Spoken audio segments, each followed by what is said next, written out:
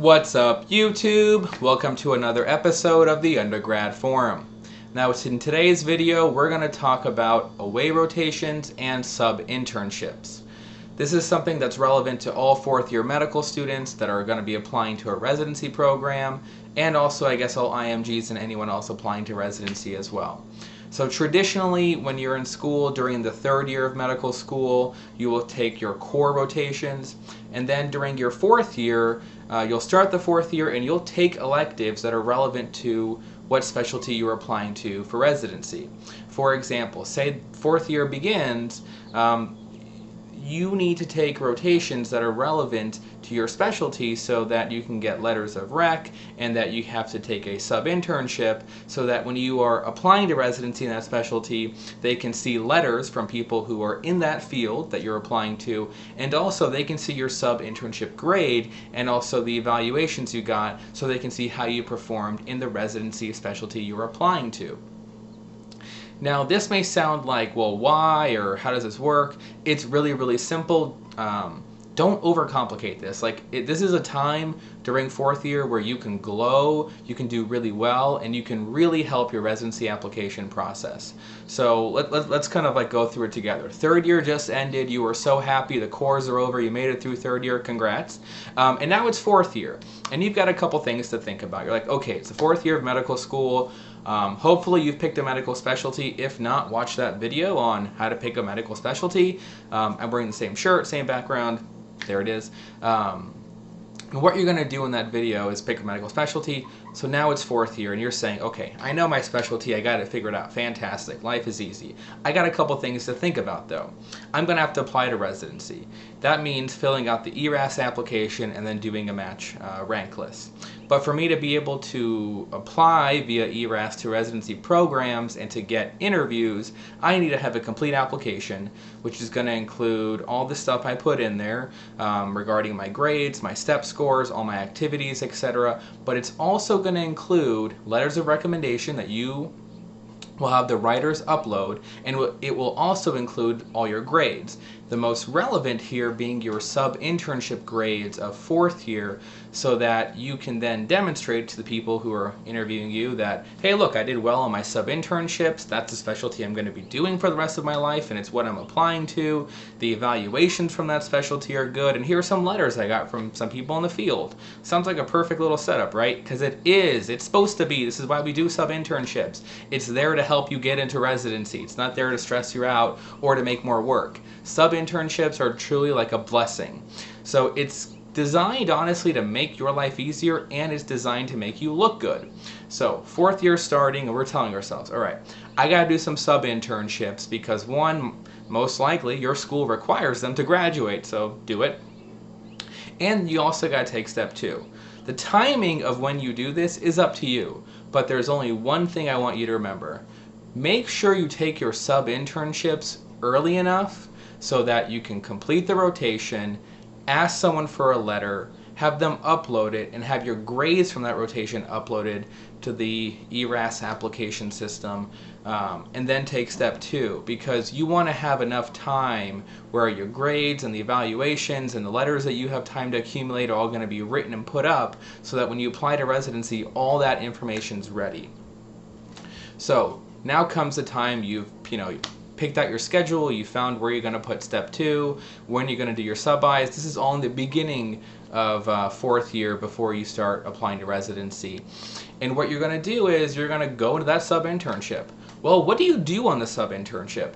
Well, it's called a sub-internship because you are supposed to be right below the intern, or as the fourth year med student, right below the intern. What I'm going to recommend is don't think of it as a sub-internship, think of it as a internship. If you can practice at a little bit of a higher level than what's expected of you, you're going to look really good. And that's going to make you stand out. You'll get better letters. People will want to help you more. Trying harder will always pay off, especially in this critical time of sub-internships. So it's fourth year med school. You already know the game. You know how to take care of patients. You know how to write notes. You know how the wards and the hospital system work. So you're at a comfortable place right now. take advantage of this.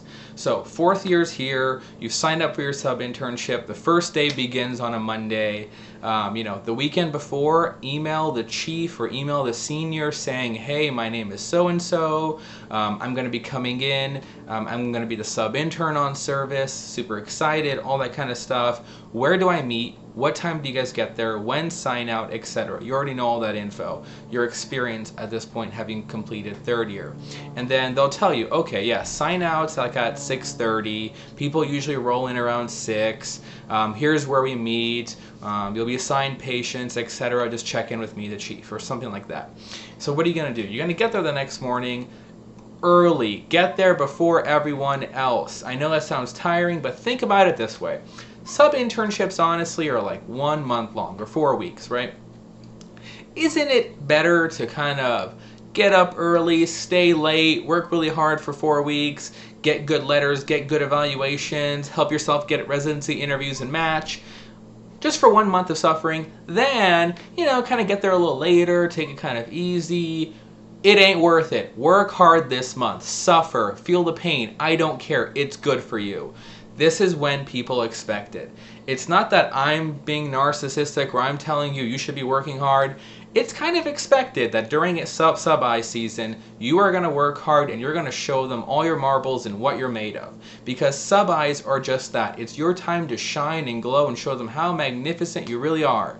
So do that. Don't take it easy. So first day, you already know, say everyone, sign out at 6:30, people start rolling around 6:15, 6:20. Get there at 6. It's the first day. Make your life easier. Get there early. Be known as the guy or girl who gets there early first and leaves last.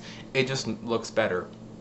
Get there early, talk to the nurses, talk to whatever resident was on last night. Be like, hey, I'm the sub-I, what kind of goes on? Just try to get a feel for it. Don't be annoying. Don't be, annoying people or kind of getting in the way, but just try to learn. What's the system? What's going on? Try to figure out how you can help. And that's the key to being a sub-intern. Not only are you going to take patients with the chief and control those patients and really be in charge and show that you can handle patients on your own with supervision, but you're also there to make everyone else's life easier. That's going to make you stand out. So when you're on service and you get in the morning, there's sign out, print out a patient sheet, take the sign out notes with the residents when they're coming in, get to know the patients, talk to the senior, have some patients ready. Be like, you know what, can I take so-and-so? Are there new admits coming in? What do you want me to do? I am ready. That way you want to show you're there early, you're working hard already, you already know some of the patients, you're willing to tackle workload, etc. That first impression is super valuable and important. And if your first impression is one of hardworking and driven, perfect. What else do people want out of you? Nothing. That's great. So you're there, you're trying hard. The chief will tell you, yeah, don't just take 1 or 2 patients. We'll take some more throughout the day so you get the new admits or whatever they tell you. Just do that. And then throughout the course of the day, whenever you get a patient, remember you're the intern now. I know it's called a sub-internship, but tell yourself you're the intern and you'll perform at a higher level. And so what you can do is whenever a new patient gets called, ask the chief, be like, hey, whenever a new patient, a new admit comes, can you text me or can I get your phone or can I carry the pager? Just so you have first access and you're like, hey, I'll go see the patient for you. I'll do the first assessment. And it's just so you're doing the workload. They can keep writing notes on something else. You can go see the new patient. You can do an exam, etc., and then come back. You're just making their life easier. At this point, it's 4th year, you know the game. I mean, you know how to make, how to see patients, how to be efficient, how to write notes. But here's a quick one-liner on what to do if you forgot. New patient comes in, mainly sub-I, you're going to be getting all the new admits because they want to divert the work towards you. So new patient comes in, eagerly say, oh, I'll take that patient, yeah, I'm ready. Don't be the guy sitting in the corner like, oh man, I could take that patient, I guess, or should I take it? No, get up, take that patient. Don't be all weak. People want a go-getter, someone who's active. So go down there, see the patient, do the history, do the physical, write an assessment and plan. That's key. Everyone can get a history and do a physical, and probably the physical is not going to be amazing. But realistically, anyone can do it. As a history gatherer, which is a medical student, you know how to do that. But now, outperform. do a solid assessment. Really just think, what do I think is going on, throw on a differential, and try your best at the plan. The whole point there is you're trying to get to the next level of not just data collecting and doing physicals and collecting histories, but now trying to figure out problems and develop management skills. So you're trying to push to the next level of your medical career. And even though your assessment and plan could be completely wrong, which probably won't happen, or at least partially right and, modest with your level of knowledge, that's wonderful. You're trying to push up to the next level, which is what they want. In addition to that, work on logistical factors. The patient's going to need to get admitted. Is there a room available? Talk to the nurse. What kind of diet orders? What kind of other things you have to get figured out? All that basic, essentially non-medical but logistical things. If you can start tackling those on, that's what the intern does. And if you do it, it makes your residents' lives easier. The more you make everyone's life easier, the more they're going to love you. Not too hard. So that's sub-I. You do that for about a month. You work really hard. You're going to work 6 days a week. Sometimes you might work 6.5 or 7 just because that's how life goes. But work hard. Whenever the attending comes in, let them know, hey, I'm the sub-I, I'm here. Make yourself known. When you're presenting, present strong. Do your routine. You know what to do as a 4th year. But just make it known that you're the sub-I and work super hard. Do not get lazy. Do not get tired. Don't get too comfortable. Work hard. That's what you're here to do. Because once you do that, you work hard for a month, the attendings and the residents will notice, they'll talk to each other, that's normal life, people talk, and you're going to be seen as a strong worker and someone that's great. Well, great, they're going to want you there, or they're going to write you a great letter to help you get where you want to go. So definitely work hard. It will pay off during the month. Next thing, during the rotation, you're going to need to ask an attending for a letter. Letters of recommendation from the specialty of interest are a necessity, a true requirement for the residency application process, so you need to do that. How are you going to do it? Number one, just kind of get a feel for how the environment is. Pick the attendings wisely. Usually more seniors better, but you also want someone who's had enough time with you to write a meaningful letter, not just some generic thing they copy and paste. I would start by first talking to the residents. Be like, hey, I've been here for a couple weeks now, and I need a letter for residency. Everyone knows you need a letter. Don't think like you're bringing up new news or people are worried. Everyone knows how the system works. Everyone's more than happy to write you a letter, so let them know that.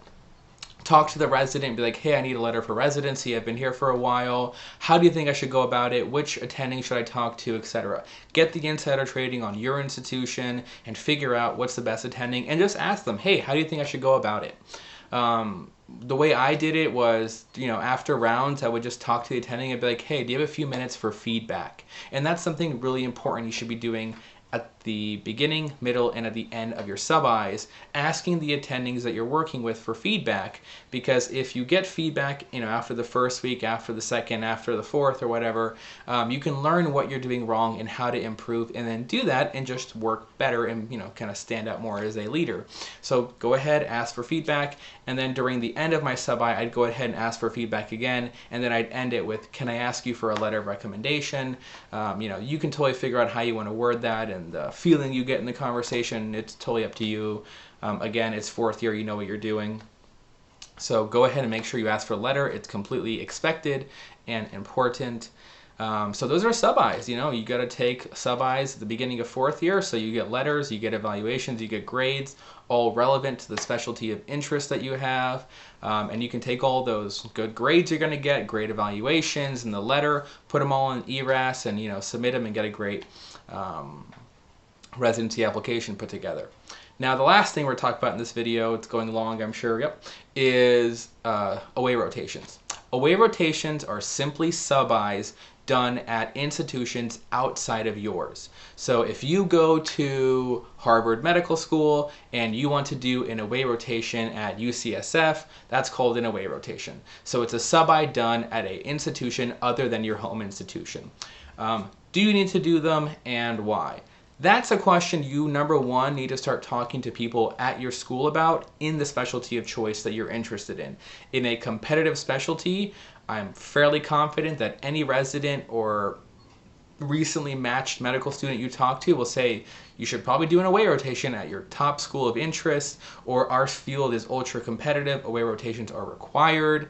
As far as I remember, emergency medicine requires away rotations to get like this like group committee letter. I'm not an EM. Again, ask your residents or recently matched people. So number one, talk to those people. All an away rotation is you going to another institution and do a sub-I there for a month. The rationale behind an away is that you're really interested at going to that school, and you can apply via the application, send it out, but what you want to do is really let them know that I want to go there. And so you do an away rotation, you show up for a month, you work super hard, you shine, you show those faculty, hey, wouldn't you like to have me as a resident? I'm fantastic. Or whatever it is, so you go there, you show them how fantastic you are and make them want to rank you high and take you on as a resident. So that's the purpose of an away. Again, talk to people within your specific specialty, because you'll realize that not all specialties really require an away rotation, while others definitely do. So you don't want to be caught blindsided, and you want to know well before going into fourth year, or at least in the beginning. The reason is you need to apply to get into these away rotations. It occurs via an application called VSAS, VSAS, I think, or I can't remember much anymore. But that application, you'll like make an official login. I think it's with the AAMC, and you'll apply to schools who do that kind of secondary application process. Or some schools are not part of VSAS, and you have to apply to them directly. So whatever school you're interested in that you want to do an away at, go onto the website, see if they're part of VSAS or if they just manage their application cycle on their own, figure out what it is, and then look at their dates of availability. The reason why you want to set up this away rotation early is because the availability may conflict with when you're taking step 2 or when you have other rotations set up during your fourth year. So you need to plan these in advance to make sure you have ample time to get all your rotations done during your fourth year to graduate, and also have time to do your away rotations of choice. And yes, you can do multiple sub-Is at your own institution, and you can do multiple aways at outside institutions. It completely depends what your strategy is, and it also depends how you set up your schedule and if you have time for all of these things. So I hope this video helped, guys. We talked about sub-Is and away rotations. We got into the details of how to do well on your sub-Is and what is the purpose of them and how do they really end up helping you. Hope you guys actually learned something, get something out of this video. If you have any questions, drop them down below, post them on our Facebook group or on the Twitter. Happy to hear. As a community, we'll all try to answer those questions. Thanks for watching, guys, and as always, enjoy your studies.